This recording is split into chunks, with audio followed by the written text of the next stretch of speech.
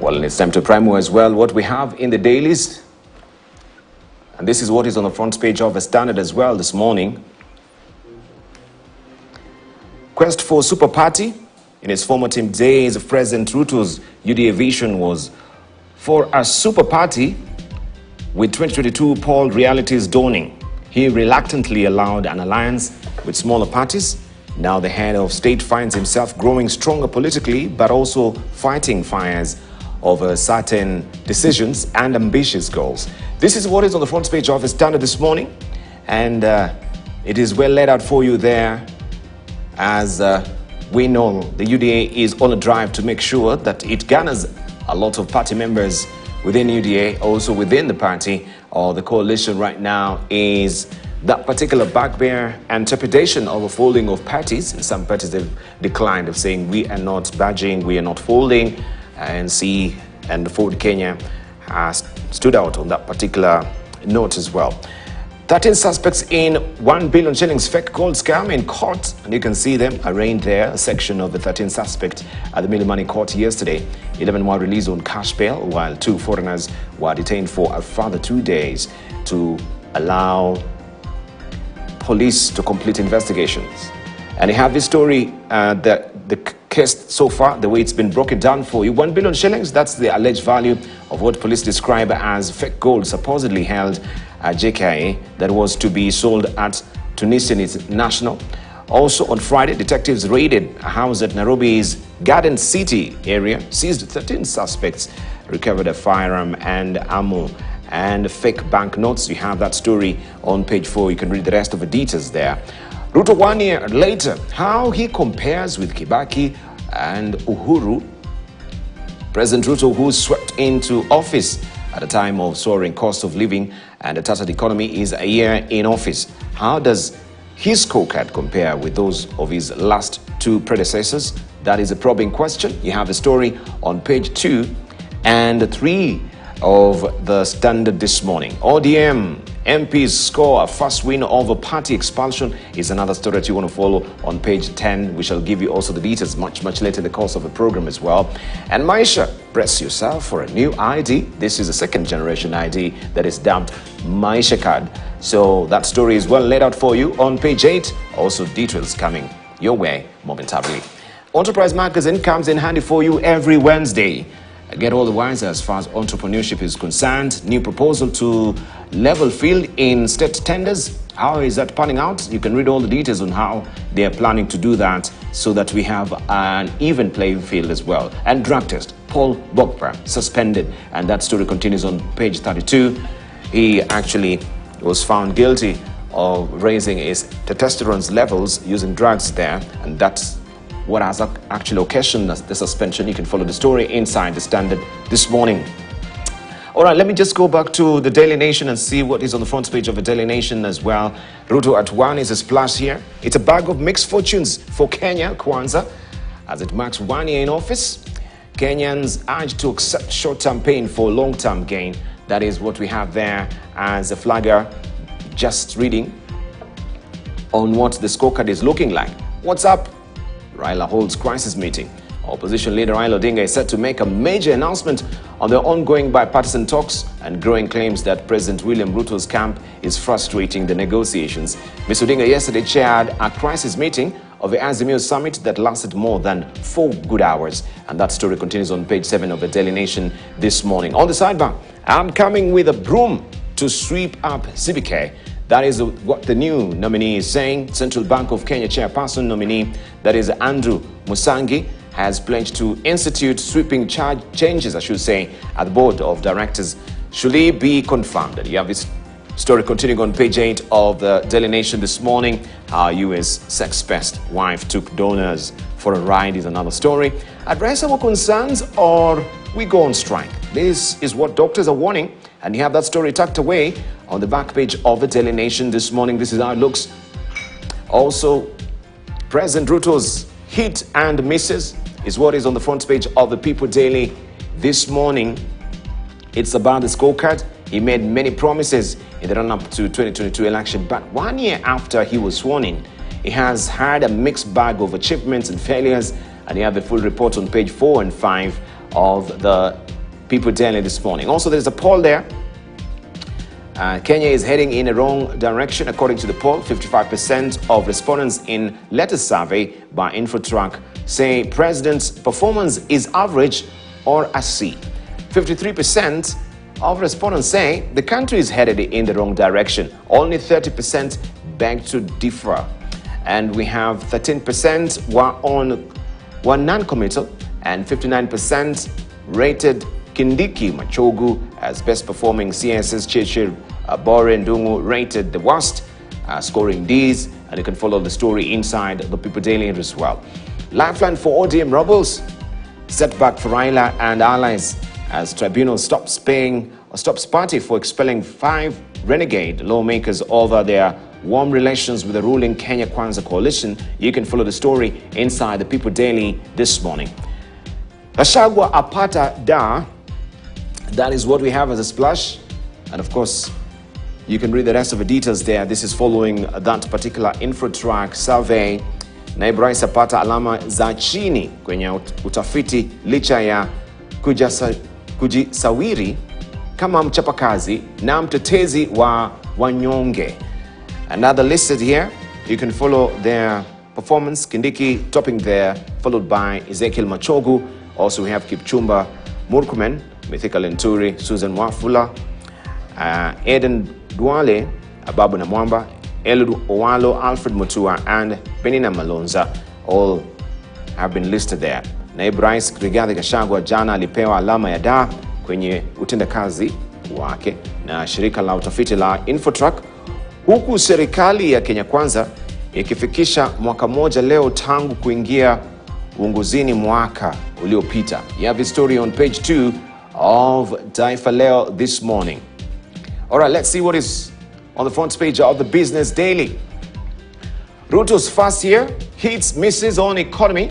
This is what is on the front page of the Business Daily this morning. President getting some grip on the cost of living after months of pain. Also, rising interest rates and weakening shilling pose a headache. That is what we have as a special report this morning on page 2 and 3 of the Business Daily this morning. Also, Kenya Revenue Authority eyes 50 billion shillings from tax amnesty. The Kenya Revenue Authority, KRA, is targeting to collect 50 billion shillings from a 10-month amnesty it has granted Kenyans who had failed to pay taxes by the end of last year. Billionaire Kimani adds 49 million shilling Centum shares. Billionaire investor John Kibunga Kimani has acquired additional shares worth 48.8 million, in Centum Investment Company PLC, raising his stake above 5%. And also listed banks, agriculture farms lead in profitability. That is another story that you can follow inside the Business Daily this morning. Now, state is mulling 20 shillings list betting amount. Gamblers will be restricted to staking amount of not less than 20 shillings if a proposal meant to curb the growing appeal of betting among Kenyans is adopted. The Betting Control and Licensing Board has proposed the minimum stake for the online gaming and those using gambling machines. You can follow the story inside the Business Daily this morning. This is how it looks. Let's head over to Uganda, where new cement factory opened in Karamoja. That is the latest that we have. And you can follow the story inside the Daily Monitor. And guard against HIV/AIDS, King Oyo tells subject. And you can see him receiving his subjects there at his throne there. That is King Oyo. You can also read about U.S. companies stop Uganda imports over anti-gay law. We can see now the blowbacks of that legislation and also the freezing of funds from World Bank as well in regard to the anti-gay law that was installed in Uganda. And these are the repercussions now. U.S. companies are stopping imports, Uganda imports over that anti-gay law. And how Uganda reduced death of pregnant women. How Uganda reduced death of pregnant women is another story that you want to follow inside the Daily Monitor as well. And sexism and the city, how urban planning has failed women. FDC members plot to kick out Mafabi, Amuriat, and other stories as well inside the Daily Monitor if you're waking up in Uganda. Booming business of fake body enhancers is another story that you want to follow inside the Citizen this morning. And also the democracy bills set for Parliament. All right, the democracy bills set for Parliament We shall be talking about also the state of democracy in Tanzania, and following also the release of Tini Lusu, who was arrested over the weekend regarding his unauthorized meetings or rallies as well. In Rwanda to offer clean cooking technologies on carbon markets. Over 7,000 deaths are recorded per year for household air pollution, and this story continues on page 4 of the New Times. Also, that is the best, right? 2022-2023 PLE O-level students reveal secret to success, and they're all lined up here. You can see their faces, some of the top 10 performers in the national examinations for the academic year 2022-2023 during the release of results on Tuesday, September the 12th. The 10 best primary leaving examinations and ordinary level performance were recognized for their academic performance, and all that is tucked away inside the New Times this morning. Who will fund EA resilience agenda? That has been the probing question on this week's The East African. And the challenge remains how and where to raise additional resources to implement the national determined contributions, which are at the heart of climate mitigation and building sustainability. This story is well fleshed out for you on page 4 of The East African. And Burhani in renewed shuttle diplomacy for world support. Regional forces stay extended amid protests in Congo is another story that I also will be discussing this morning. Despite the fact that we know there has been quite a frosty reception of these soldiers in Congo, yet also we have our country extending that particular boots on the ground program in DRC. That is a story that you want to follow in the East African this week. Let's look what is on the front page of the China Daily. China's path to modernization inspires world. Analyst Lord Nation's supply chain system, strong logistics, big market and government policies. And coming to the rescue, you can see there the quake relief underway. We can see the Moroccan military using a helicopter on Monday to evacuate earthquake survivors from the municipality of Talat Nyahoub in Al Haouz province. The death toll from the 6.8 magnitude quake stood at more than 2,900 as of Monday, and that number keeps on ticking up. And of course also they are relating this to the 1960 quake, where it took over 50,000 lives. That was in 1960, and many people have also fresh memories of that particular quake that happened at the Aqaba. You can follow the story inside the China Daily. And also still we can see bottled water donated by Chinese nationals living in Morocco transported to quake-affected regions on Monday. The Chinese embassy in Morocco will transfer all the donated funds it has received to the Moroccan authorities. And this story continues on page 6. The world still standing strong with Morocco. And now we have Libya, another one where the Red Cross is reporting 10,000 lives are missing. And right now it has been confirmed 2,300 lives as well have been lost in that particular flood in Libya. We'll give you that story much later in the course of the program this morning as well. Athletes vow to do country proud at Asian Games is what is on the front page of the China Daily this morning. This is the latest edition of The Economist, the new Middle East, the promise and the perils. And you can read all the details inside The Economist. Wealth management for the many. China's Belt and Road at 10. And also Scotus reform thyself. And we have can Javier Milei save Argentina? Right? That is a probing question with the new elections there. You can follow the story of the latest edition of The Economist here. This is how it looks. Also, we have editorial cartoons, and this is where I want to rope in and of course start off with our panelists this morning. As I mentioned earlier, we're holding court this morning with the chair of the Africa Capacity Building Foundation. This is Erastus Mwenche. Also, we have with us as well Professor Noah Midamba, who is a foreign policy and defense expert, also a senior partner with Glossop. We have with us as well Professor Simeon Sungi, who is a professor at USIU, heading the Criminal Justice Department. We shall be discussing a lot of issues with them as well. But this is how it looks, looking at Ruto. How does it measure so far, 1 year on? Debt, on taxes, 100 days, on short-term, mid-term promises that he had planned. and also promises he had actually given us. Has he made any good of those promises? Looking at the calendar, how does he measure up? And this is where we want to hear Professor Noami Damba taking. How does he measure up? Looking at that editorial cartoon, 100 days are over. Now it's 1 year. We're celebrating the anniversary. Good morning. Good morning, Debal, and I'm glad you have us. And it's good to see my friend Mwenja here with us today. Debal, first of all, let me give the president credit for organizing, in my opinion, one of the best conferences ever done in this country. The leadership he provided, the level of execution was highly commendable. And I was very happy that he used the military to get things done. We seems to be really having problem executing objective that we have set out to do. So in terms of measurement, there is several things that is taking place. One is the troop or the group that cabinet secretary, the president has assembled, seems to be more politicians than managers that are expected to fulfill the dream of this country. And the president really will need to reassess and realign himself, because he can do all this work.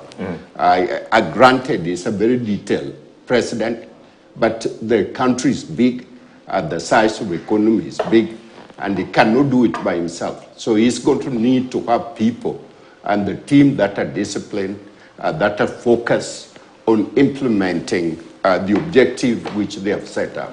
Based on the report, data we have, there's been a lot of promises and talk, but very little signs of execution. So we have a challenge ahead of us.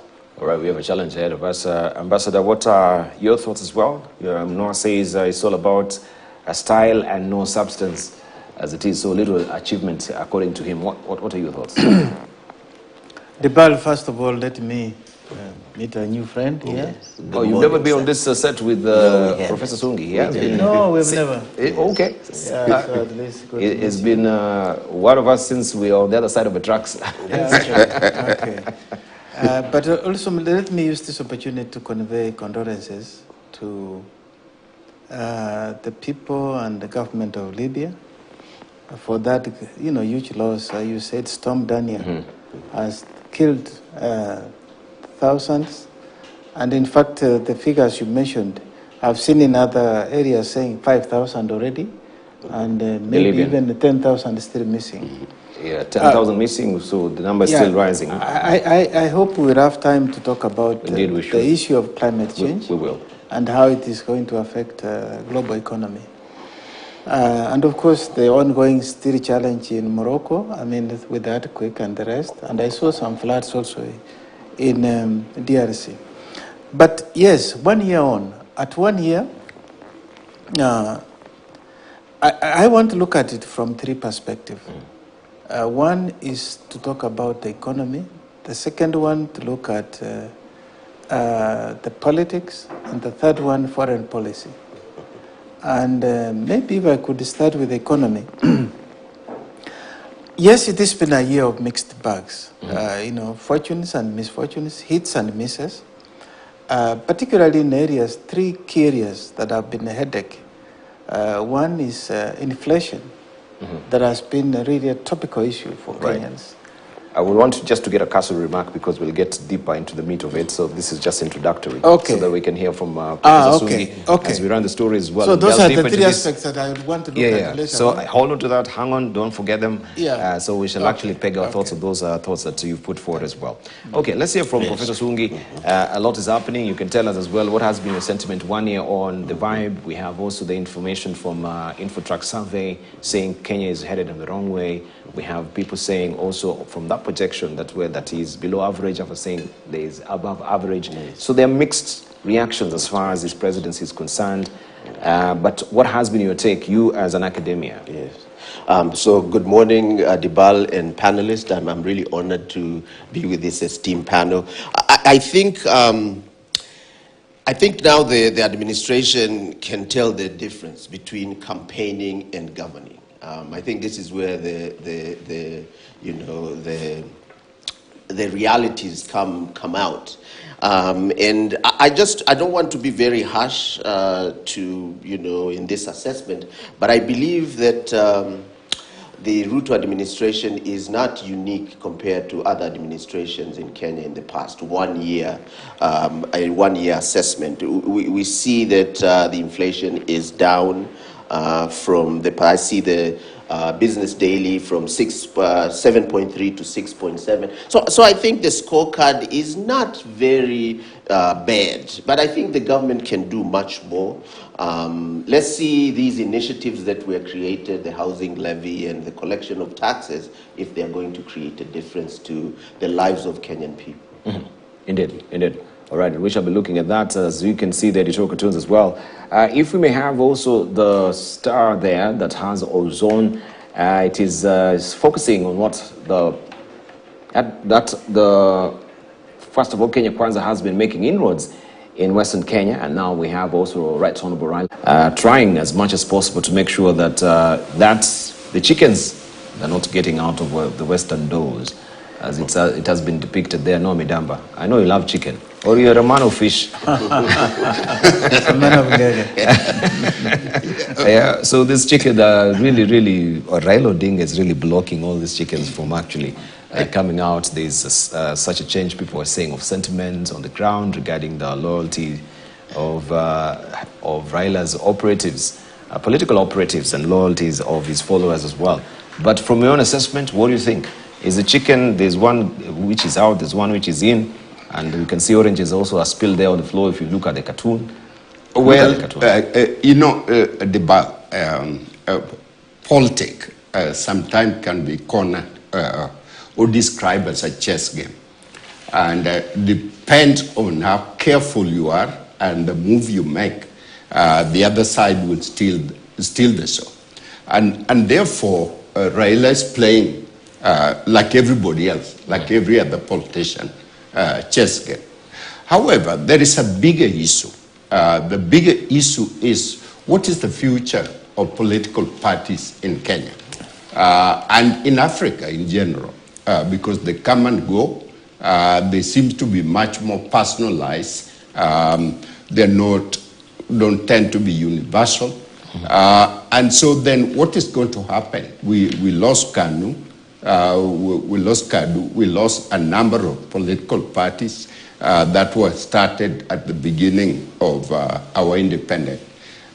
These political parties we are creating that we have in front of us are going to be the vehicles for development, the vehicles for unity. Those are the questions that Kenya need to answer. And moving people from one political party to another is like moving cows and goats. But we need to have a grabber tight on the major issues that are affecting our country. We need maturity in terms of our political parties. Indeed, of course. And now we want just to focus on the MyShare IDs, where Kenyans will now be issued with new identity cards from September the 29th. The new generation IDs will be known as MyShare card. This after the National Digital Identity Technical Committee, which was mandated to come up with a digital ID in the country, approved the proposed National Digital Identifier. State Department for Immigration and Citizen Services PS Julius Bitok said the new IDs will be different from the Huduma number, and the government will spend 1 billion shillings to roll out the new IDs. And Willie Lusige starts us off on that note. The government has announced formal transition to third-generation identity cards. Any Kenyan seeking a new ID or seeking to replace a lost ID card will now receive the Maisha card from the 29th of September. President William Ruto will officially launch the rollout of the third-generation IDs.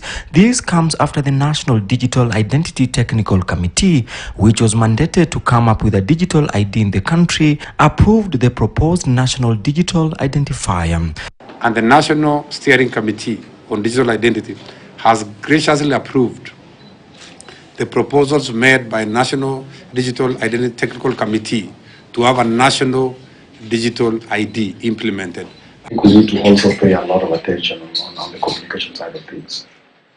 We may have a very good solution, a very good system, but if we poorly communicate about it, one, you're going to get resistance from Kenyans themselves, and it has the effect of slowing the entire process. The PS noted that the new IDs will be different from the Huduma number, and the transition will see the government spend 1 billion Kenyan shillings. The previous administration launched the Huduma number digital program, which was later stopped by the courts over data protection concerns. The Kenya Kwanza administration will now issue similar digital IDs, but with additional features. One component is a unique personal identifier called Maisha number. The second component is called Maisha card, a third generation ID, which is a new version of the current ID which we have. We are going to have a master database which has personal information of Kenyans. And what that means is that there are issues on data integrity, there are issues on confidentiality that we must be able to address. The government promising that through the implementation of the digital ID system, the government intends to boost service delivery and promote financial inclusion for all. The unique personal identifier can be used as a school admission number as well as the index number for national examinations. UPI can also serve as the ID number on attaining 18 years, the registration number for NHIF, NSSF, and driving license number. The fourth component is the digital ID, the option of having the ID on a mobile phone instead of having a physical card. And maybe we need to take a step back and look at what challenges existed with the Huduma number, so that even before we commit the president to launch, we must have addressed all those concerns. President William Ruto gave the committee 90 days to come up with a digital ID in Kenya. The committee has 20 days to go. Under the previous regime, Huduma number was expected to harmonize several functions into one identification number, including the registration and replacement of ID cards, application and renewal of driving licenses, registration of passports, NHIF and NSSF cards, as well as birth and death certificates. Willie Lusige, KTN News, in Nairobi. All right, this is diametrically different from Huduma number. We shall also be exploring that. What does it portend as far as also your security is concerned with your data, with the new Maisha card as well? Let's start the crack now to politics, where the political parties dispute tribunal has suspended the expulsion of the 5 MPs from their party, Orange Democratic Movement Party, ODM. Elisha Odhiambo, Felix Odiwuor, Elias Jalango, Professor Tom Ojenda, Caroli Omondi, and Gideon Ochanda got the temporary reprieve after they appealed the decision by ODM at the disputes tribunal challenging the expulsion. Meanwhile, former MPs from Nyanza region have criticized ODM party leader Raila Odinga for only targeting to punish MPs from their region. Yet, other leaders in Azimio are warming up to the Kenya Kwanza administration. The ODM party suffered its first temporary blow in its quest to expel 5 MPs who have been accused of working with President William Ruto. The political party's disputes tribunal has suspended the expulsion of the legislators. The 5 expelled MPs, James Elisha Odhiambo, Felix Odiwuor, Elias Jalango of Langata, Kisumu Senator Tom Ojenda, Suba South's Caroli Omondi, and Gideon Ochanda of Bondo, moved to the tribunal challenging the decision by ODM on grounds that they were not given a fair hearing. The tribunal chairperson Desmond Nungo ordered that the MPs remain members of the ODM party, the National Assembly, and committees until an application challenging their ouster is determined. He also ordered the respondents of the application to submit their responses within 5 days. The matter will be heard on the 25th of this month. This as former legislators from Luo Nyanza and who have decided to work with President William Ruto criticized ODM party leader Raila Odinga for targeting MPs from their region. People have been organized to undermine the CS Eliud Owalo in his own backyard. We have seen recently people have been organized to undermine Dr. Raymond Omolo in his own backyard for doing his work. Wakati rais anatembelea eneo zingine, tuseme juzi amekuwa Western Province, tumeona akiwa na gavana ya Kakamega, tumeona akiwa pamoja na gavana ya Busia. Wakati ametembelea Mombasa, tumeona akiwa na gavana ya Kilifi, amekuwa na gavana ya Mombasa. Hawa wote wanatoka katika chama cha ODM. Na tujasikia kelele yoyote kutoka kwa mkuu wa upinzani Bwana Raila Odinga. We are going to take back our sovereignty, which we so consciously donated to one Raila Amolo Odinga. According to the former MPs, the party leaders' move will only sideline the region further. The person undermining the Luo welfare is a self-confessed Wanga who has no interest of the Luo community at heart. Yes. And we must call him out. He has derailed the development in Luo Nyanza for far too long. Raila Amolo Odinga is no longer a factor because you have seen what is happening in the Bomas of Kenya. Kalonzo Musyoka is in charge. We'll fight back, and we are asking Azimio leader Raila Amolo Odinga to back off. When he had an opportunity to empower a young Luo person, he only chose his daughter, his biological daughter. Anatumia jamii yetu kama chombo cha kufanya biashara ama chombo cha kufanyia serikali impatie chochote kile ambacho anataka.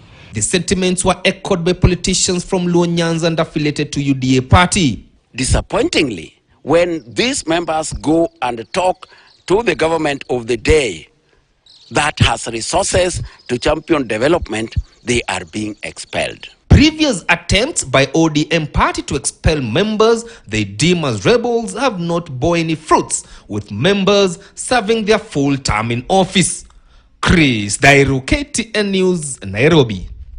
Now, the Supreme Court has upheld its decision allowing the registration of a lesbian, gay, bisexual, transgender and queer association.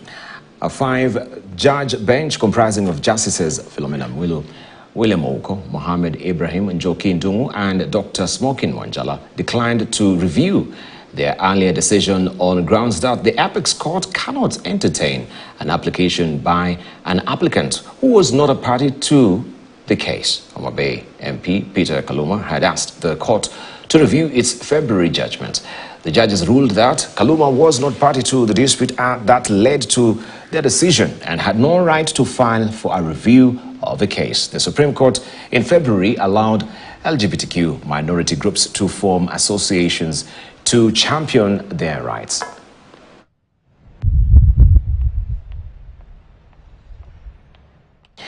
Now, it's now emerging that minors might have been among the thousands of Kenyans who gave out their private information to Worldcoin in exchange for tokens worth 7,000 shillings, since Marketing Director Calvin Olende told the Parliamentary Ad Hoc Committee probing Worldcoin operations in the country that there was a possibility of a lapse on the verifications of details on Kenyans who appeared for the exercise. The company was further put to task to explain why they are dealing with data, yet the company is registered as marketing outfit. Now, your agents have an op. Assume I'm the one approaching them, having gone through the information given by them and accepted it voluntarily. What information would they take from me, or were they taking from such people? You are saying that you did not list down the people who were in the queue. That is not true. I was in that queue. As we were going in the queue, you were being told, who are you? What's your name and what's your ID number? Apo. What's your name? What's your ID number? Apo. That was a fact. Because they based their judgment on how they saw people, whether or not they are minors. I think at this point we probably need them to give us a sample, a cherry-picked sample from the different activation centers they had of the names of people they registered, so that we can check and see whether or not these were minors or these were adults, because they were not able to. We can't rely on the information they are giving us that they they were judging whether or not someone is a minor just on their appearance. So what I want to know is, how sure are you that you are not dealing with minors? How sure are you that the people whose irises were being scanned were actually over 18 years? We were not at any time collecting any information from or recording any information from any of the people. Our agents would approach, or people would come to where they were, and they would talk to them about Worldcoin, tell them about the cryptocurrency. If they were interested, they would show them, ask them to download the app on their own phones from the App Store. Well, it has been 1 year right now. How does it measure up? And this is what Kenya Kwanza 1 year in office looks like, according to the editorial cartoon. Does it measure up?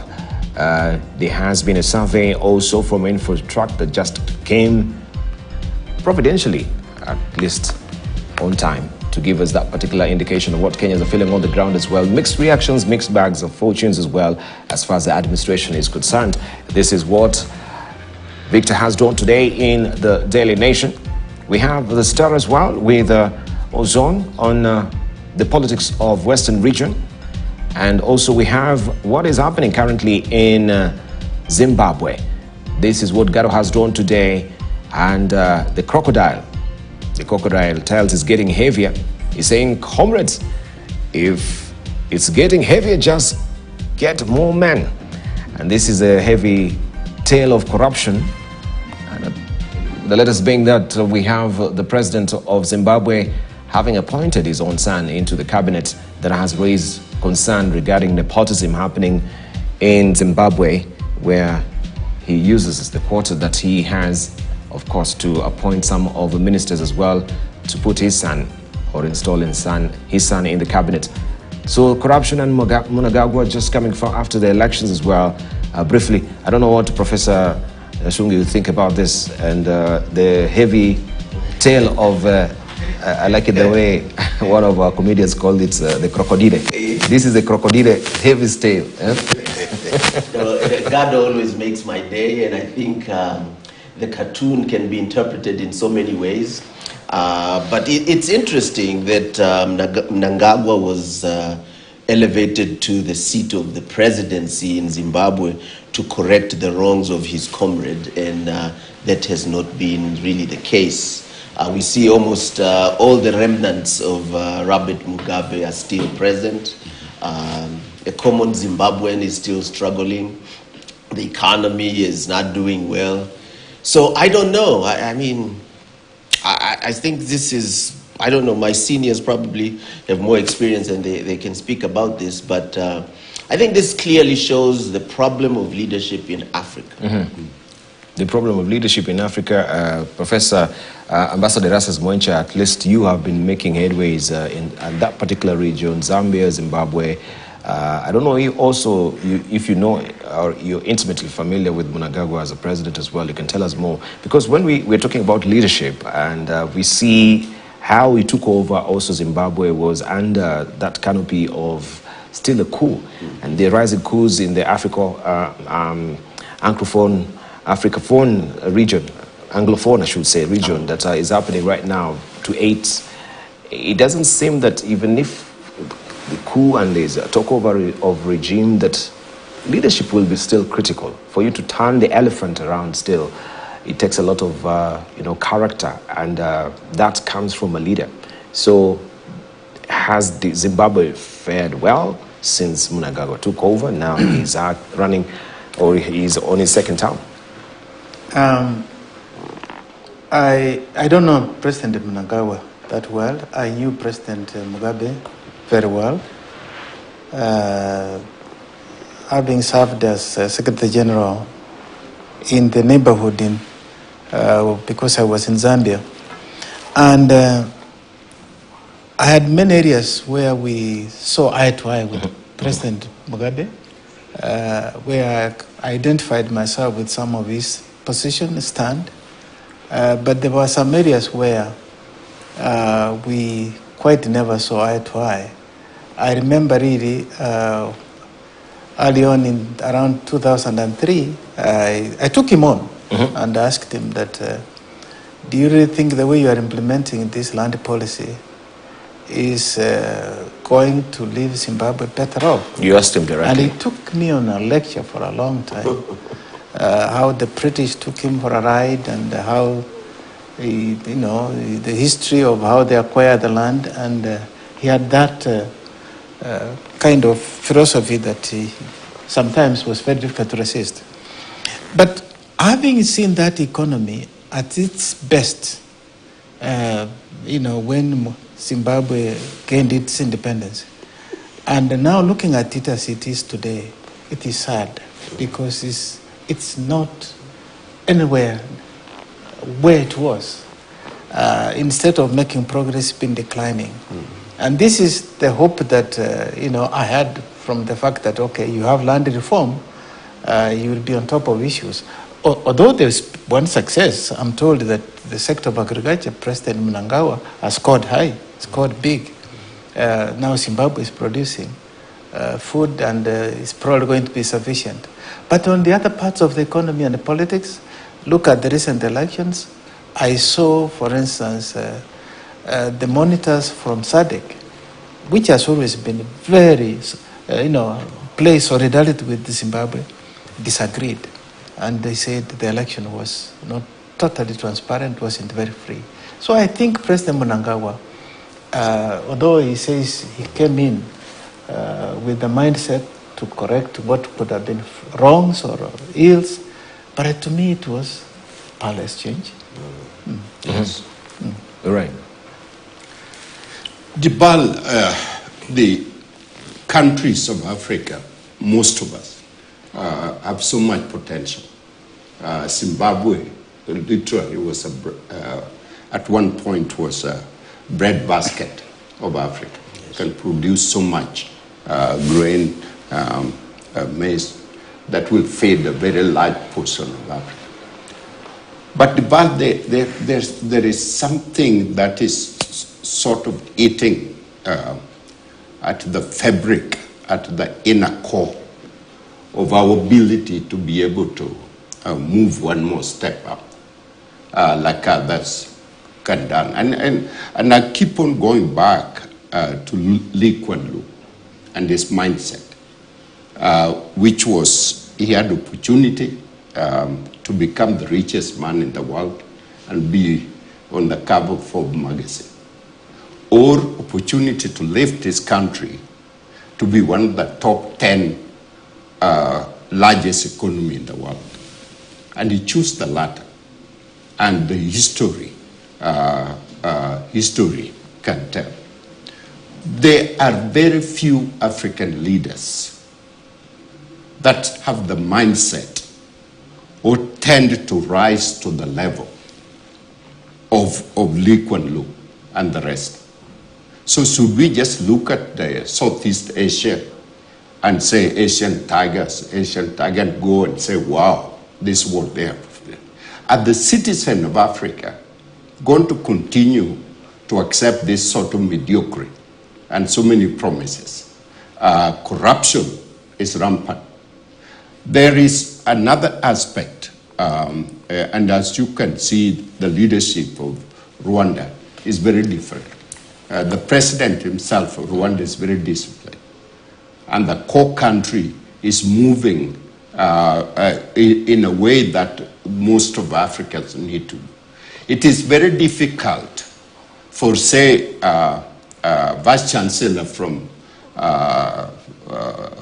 Nigeria to go to Rwanda and be a Vice Chancellor of a university. It is just, they're inward. We can do it ourselves, and you have to have justification. I go to America and head a university. Italian go to Sweden and head a university, and there's no problem. Okay. And so if you cannot do it, why don't you benefit from the rest of African skills, so that you can begin to develop the country. And so we need to change. Substantially, we need to change. Otherwise, nothing else will move. Indeed, we need to change. We want to take a short break right now. It's 7 o'clock on the nose right now. And when we circle back, we shall be looking at the installation of African Union at the G20.